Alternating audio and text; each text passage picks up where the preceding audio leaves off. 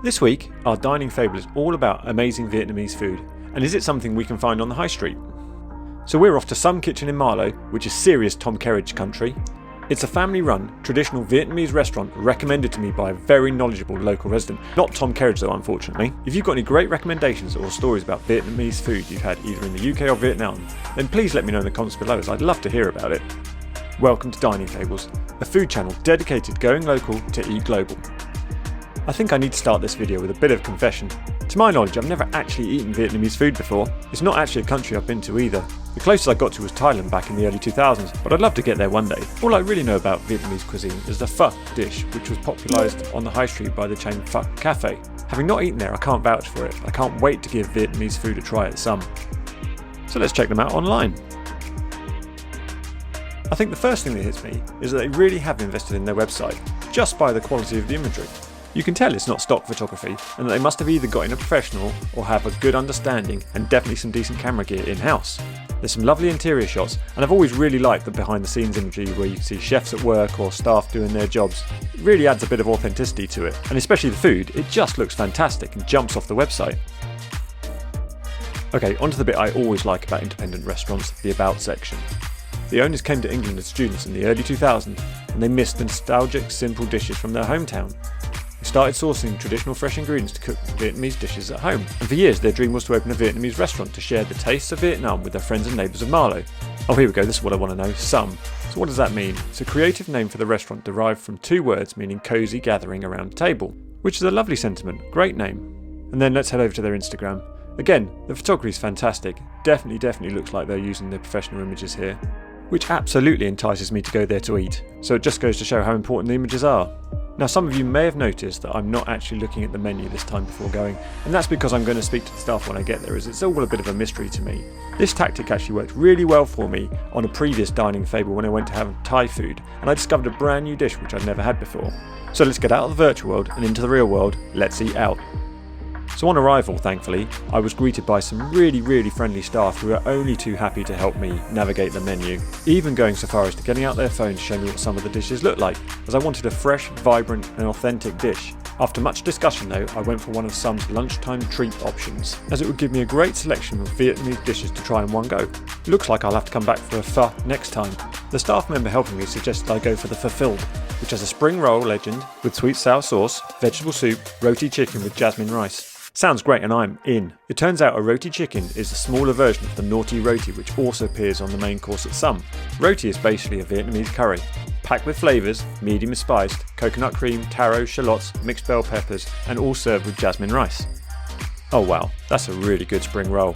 On the menu, this is called the Legend Spring Roll, and it's minced pork shoulder, prawns, glass noodles, and dry shiitake mushrooms, all wrapped in a crispy rice paper package. It's actually very different to a Chinese spring roll in terms of the texture. It seems lighter and fluffier. It's utterly delicious. Now for some of the naughty roti. It smells absolutely amazing. I can't wait to give this a try. Oh yes, that certainly lives up to expectation. It's got a great balance of savoury flavour, mild heat, and a gentle sweetness. That is fantastic and right up my street. Now to try some of the vegetable soup. Usually this type of soup isn't hugely exciting for me, as they can be weak and flavourless. But on this occasion I'm really pleased to report that's got a massive kick of ginger. It's absolutely wonderful. That is a really good broth. It's a lovely surprise. To be honest with you, I normally leave these, but not this one. As I mentioned at the start of this video, I really don't know a great deal about Vietnamese cuisine, so I'm going to make it my mission to educate myself a bit better. If you've got anything interesting to tell me about Vietnam, either about the food, the country, anything like that, please feel free to drop a comment below. You may well know more than I do, so feel free to skip to the next chapter. So what can we find out? Despite the varied landscape of Vietnam, all the cuisine contains this brilliant balance of aromatics, heat, sweetness, sourness and fish sauciness. Fish sauciness, that's a new word for me.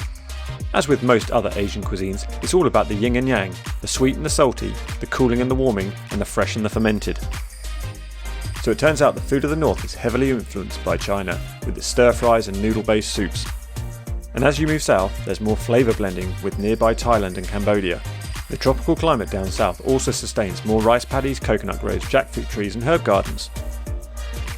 The food in southern Vietnam is typically sweeter broths for pho, more palm sugar used in savoury dishes. For anyone who doesn't know, a pho is a soup, blended with Vietnamese rice noodles and French-minded meat broths. Now it's really hard to talk about Vietnamese food without mentioning the French culinary influence. The most obvious example might be the banh mi though, with its crusty French baguette as its foundation. But the Vietnamese have taken this sandwich and made it entirely their own, including things like grilled pork, fish patties, sardines, coriander, chili spike pickles, carrots and other fillings.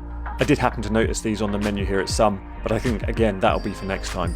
Just essential to Vietnamese cuisine is the pungent fish sauce, and you'll find it at the heart of a lot of their cooking. It turns out anchovies are fermented for about 6 months to make it, and it is used to season most of the dishes, a bit like salt in the West. Now I know fish sauce smells terrible, but I'm a massive fan, mainly because I love anything salty, and the sauce is the foundation of building more umami that leaves you wanting more. It's used in stir fries, soup broths, dipping sauces, you name it, it's everywhere.